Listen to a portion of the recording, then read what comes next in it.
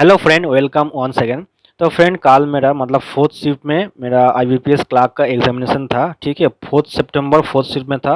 और क्योंकि मैंने वेस्ट बंगाल से किया था फॉर्म फिलअप, तो दैट्स वाई मेरा एग्जामिनेशन वेन्यू कोलकाता टीसीएस में था। ठीक है, तो सबसे पहले मैं बात करूंगा। सबसे पहले देखो, मैंने हर एक चीज़ में बात करूंगा। मेरा अटेम्प्ट क्या रहा और कौन सा क्वेश्चन कैसा था, इजी था, मॉडरेट था, सब कुछ बताऊंगा। और सेफ अटेम्प्ट कितना होना चाहिए, सब कुछ बताऊंगा। तो ठीक है, तो देखिए वीडियो को आखिर तक, ध्यान दिया था। सब क्वेश्चन अटेम्प्ट करके कोई फ़ायदा नहीं। नॉर्मलाइजेशन होता है। अगर आपका एक्यूरेसी सही है तो नॉर्मलाइजेशन में मार्क्स बढ़ जाएगा। तो दैट्स वाई, ताकि मेरे पास टाइम था, उसके अलावा भी मैंने क्वेश्चन को छोड़ दिया इंग्लिश में। क्योंकि मेरा जो शिफ्ट है ना, मतलब कल फोर्थ शिफ्ट में आरसी को छोड़ के बाकी सारे क्वेश्चन इजी थे। सिर्फ आरसी इकलौता ऐसा पार्ट था जो जहाँ से क्वेश्चन ट्रिकी ट्रिकी था। बताऊंगा, मैंने हर एक चीज़ बताऊंगा। सबसे पहले देखो, वर्ड रीअरेंजमेंट था। ठीक है, मतलब ए बी सी तीन वर्ड दिया हुआ था, मतलब ए बी सी। आपको इसको सफल करना था, मतलब ए बी सी ए, इसको मतलब इसका सही ऑर्डर क्या होना चाहिए, इसको बताना होगा। तो एकदम हलवा था, 5 क्वेश्चन आया था, एकदम हलवा।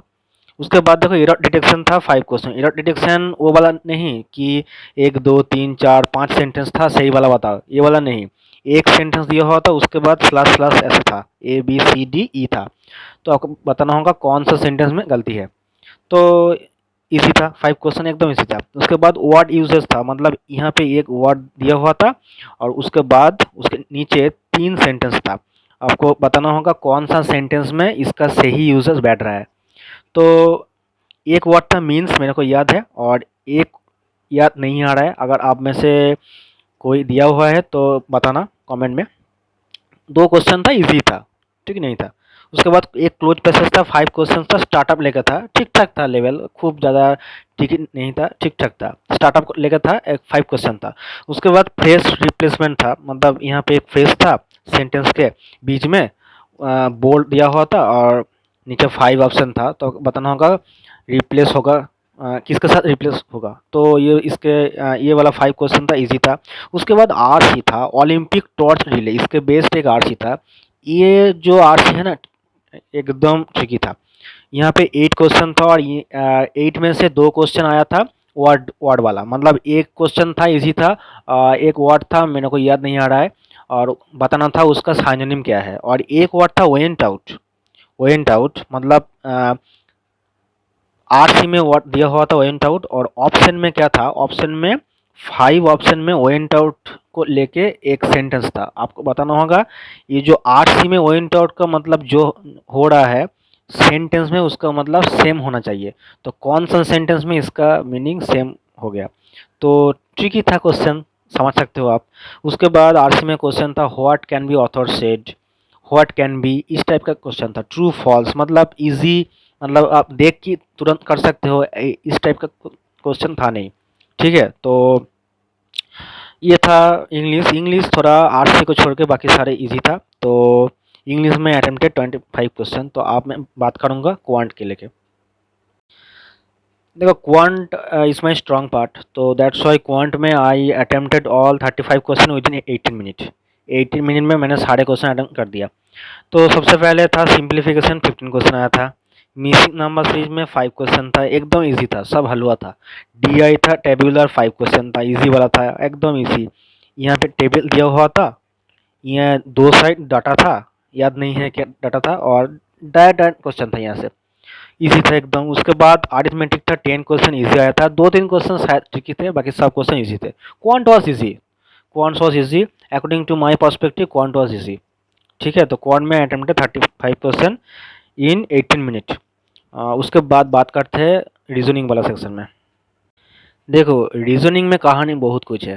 रीजनिंग में सबसे पहला अटेम्प्टेड 29 क्वेश्चन, इसके पीछे कारण है, एक बताऊंगा मैं अभी।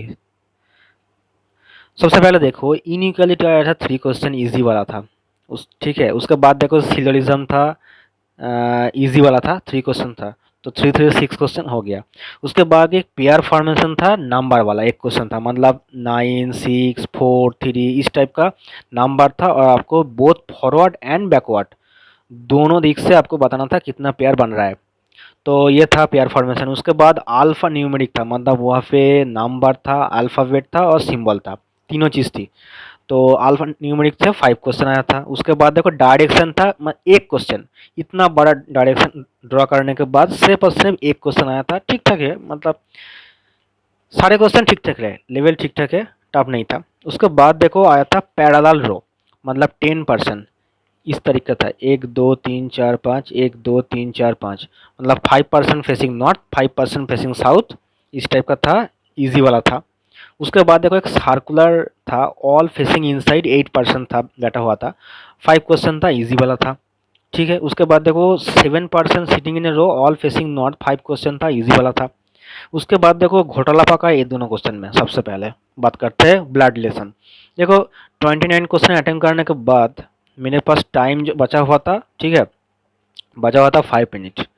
मैंने सोचा 5 मिनट में और इन दोनों में से कोई एक को अटेम्प्ट कर लेते हैं तो मेरा अटेम्प्ट 32 हो जाएगा। तो मैंने क्या किया, मैंने देखा ये जो अनसर्टेन था ना, ऑल नॉट था, इसके अंदर 7 to 8 लाइन था, 3 क्वेश्चन था। तो मैंने सोचा कि ये टफ हो जाएगा अटेम्प्ट करना, तो मैंने सोचा कि ब्लड रिलेशन को अटेम्प्ट करते हैं।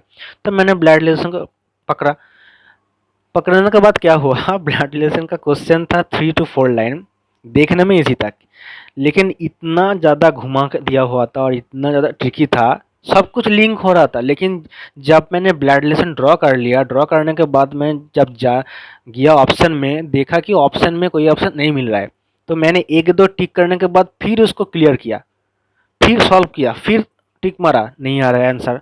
तो इसके चक्कर में मेरा 5 मिनट बर्बाद हो गया और मैंने एक भी क्वेश्चन अटेम्प्ट ना कर पाया। उसके इसके अलावा अगर मैं इसको अटेम्प्ट कर लेता ना अनसर्टेन वाला, तो 3 नंबर मेरे को मिल जाता।